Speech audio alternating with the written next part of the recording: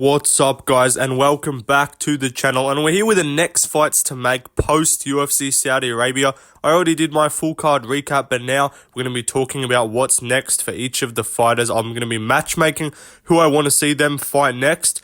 I've got 12 fighters on the screen.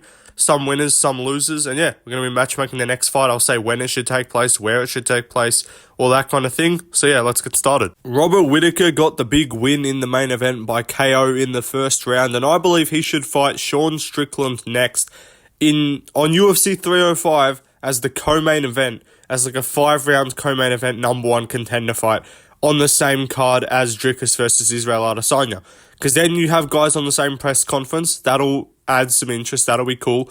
And you also just have a clear #1 contender. Because right now, it is kind of debatable who deserves it. Because Strickland, he was the champ. He got one win since then. Acosta, boring decision with his Whittaker. He's won twice since his last loss to Dricus. He beat Costa more entertainingly than Strickland did. And then he also just smoked Aliskerov. So yeah, it's an interesting kind of title pitch for middleweight right now, but if these two fought on the same card as Izzy and Dricus, it's clear the winner gets the title fight, and then you could do like the loser of the main event could fight like the loser of the co-main event or something like that. But yeah, you could organize some sort of little mini round robin, but this would just provide a clear #1 contender. Make it happen in Australia. Whittaker's already said he's down to be the backup. Dana already said he wants Whittaker to be the backup for that card. And Sean Strickland, bro, I'm sorry, you can't just wait out at this point. Like, you got a boring-ass 49-46 decision. You can't just sit out and wait for a title shot. Fight Whittaker. And then fight Whittaker, confirm your #1 contender fight. Because if you don't do that, then you're just going to be waiting for ages. Like, at least then get a fight booked in the meantime, and you're not rusty then when you come back. So yeah, that's my opinion. Let's move on there up the card. Next up, we got Ikram Aliskerov. Now, just for the memes, I'd say do him versus Abbas Magomedov. Obviously, Ikram just lost. He got KO'd brutally. He got kind of fraud checked. And Abbas, he had a similar thing happen to him with Sean Strickland. But at least he didn't get finished in round 1. So yeah, make this fight happen. Battle of the failed Dagestani jump up the rankings and fight undeserved top 5 opponent. That's what this was, and this would be a good fight, both of them would be equally as mid as each other, and it would be an interesting matchup. Let's move on, though, to another fighter. Next up, in the co-main event, Volkov, the tall, lanky Russian, beat the tall but less lanky Russian, beat him by decision, and I believe Volkov should have a rematch with Cyril Gane next in Paris. That's what I've gone with here as the next pick, because there's a few things you could do with Volkov. Like, there's an Almeida fight there. You could do, like, the loser of Blades Aspinall. You could do the winner of Blades Aspinall, I guess, if you think he deserves a title shot. But I've gone with Gane as a rematch, because it doesn't seem like Gane wants to fight Almeida, even though we should punish Gane with Almeida. He's not going to take that fight. So you just at least do this fight as a 5-round, because at least then it's not just Gane versus some fat fuck in Paris. At least then we get like a somewhat competitive matchup and a non-obese human in the cage with Cyril Gane. So yeah, I actually kind of want to see this rematch. The first fight, Gane won pretty comfortably, but I actually think Volkov would make it a lot more competitive now. I'd still probably pick Gane, but, Volkov's been looking good recently, so he could win that. Let's move on, though, to another fight. So, Pavlovich lost in the co-main, and I say you do him versus the winner of Tuivasa Rosenstrike, which I think is going to be Jairzinho Rosenstrike, because I know he could do, like, the winner of Tabora versus Spivak, but I'm just not trying to see him versus Tabora. I don't know. Just doesn't really care. I don't really care about that fight. But if you do him versus Rosenstrike, at least then it's another fat heavyweight, and we can probably go back to, like, pre-Aspinall Pavlovich, who just melts heavyweights in 2 minutes. So then we could go back to that guy, and that would be a lot more fun than giving him some grappler or like Almeida or some shit like that, and then he just gets taken down. So yeah, let's move on, though, to another fighter. Kelvin Gastelum, the fat man himself. Now, I think we got to punish Gastelum. We can't give him some fucking favourable fight. I ain't sending this guy back down to welterweight because we're not trusting him to make weight. So you do him versus Robocop next because we need to punish him.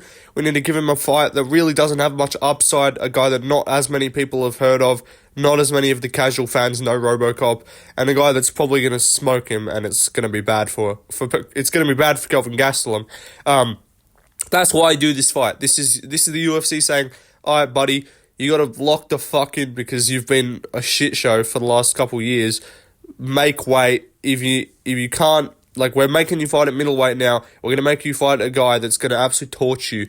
And if you can somehow win that, then fair play. But yeah, I think you do this, something like this, a guy that's just going to smoke Kelvin, just to punish him, in my opinion, is what you got to do next. Let's move on, though, to another fighter. Shara Magomedov, he crushed the can. He beat up just a block that existed in front of him, just a fucking human that was in the cage, not really doing a whole lot of anything. He beat that guy up, so fair play to him. You can't give this guy heavy wrestlers at all. It's kind of pretty clear that if you give this guy anyone with good wrestling and jiu-jitsu, he's just going to get taken down. So I say do him versus Bruno Ferreira. Bruno Ferreira is just going to swing fucking overhands. He's just going to slug. And he probably ain't going to take Shara down. He's just going to be a wild man on the feet. So this fight would be really fun.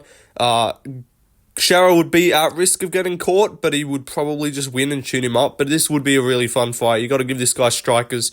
And yeah, Bruno Ferreira actually called out Shara after one of his previous wins, like when he KO'd Phil Hawes. He called out Shara. So yeah, I think that's a good call out from back then. Make it happen now, honestly. Step up in the rankings. You don't want to keep giving this guy complete bums.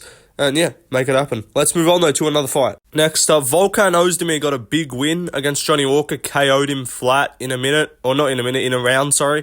And I think he called out two guys. He called out Jamal Hill and Jan Blachowicz. I'm going to give him one of those. I'm giving him Jan Blachowicz. I think it's a fight that makes sense. Blachowicz coming off a loss to Alex Pereira. But he looked good in that fight. Blachowicz still proving to be a tough guy at the top of the division. And Ozdemir's coming off now 2 back-to-back finishes in round 1 over Bogdan and now Johnny Walker. Give him a fight up the rankings. He'll probably be ranked number 7 after this. Give him a fight against Blachowicz. I think he's the number 4 guy. It's a fight that makes sense. You could do this in Europe. This would be a cool fight. You could do it on the Paris card as well. Poland versus Switzerland. Like, I know neither of those guys are French, but it's close to France. You could still get a lot of their fans over to that card. They would watch that fight. But yeah, this would be a good fight on the feet. I think it would be really interesting to watch. I'd probably pick Blachowicz, but Volkan's looking really good recently, so I don't know. It could win. Let's move on, though, to another fight. Johnny Walker, the recipient of another Looney Tunes KO. You got to give him another fight to ensure another Looney Tunes KO, so Bogdan Gushkov is the fight to make. If you don't do Bogdan Gushkov, maybe like Dominic Reyes. That could be a good fight to do. We just need to make sure Walker versus Reyes would be good, battle of the no chin. First person to get jabbed loses. But Bogdan Gushkov would be funny as fuck. It would be retarded as hell. That fight would be dumb. It would be very funny to watch this, so make it happen. And yeah, Bogdan deserves a jump up after his last win. Walker's got to jump down. He's got to fight way down in the rankings, coming off 2 KO losses in 2024. So yeah, he needs to defend his ranking, and Bogdan is the perfect fight to do it. They're just going to stand and trade on the feet and do some dumb shit, and it'll be very funny.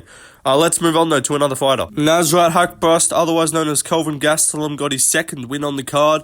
And I think he should fight Jalen Turner next. This guy's actually quietly built up a decent streak. Now, I think he would lose to Jalen Turner, don't get me wrong.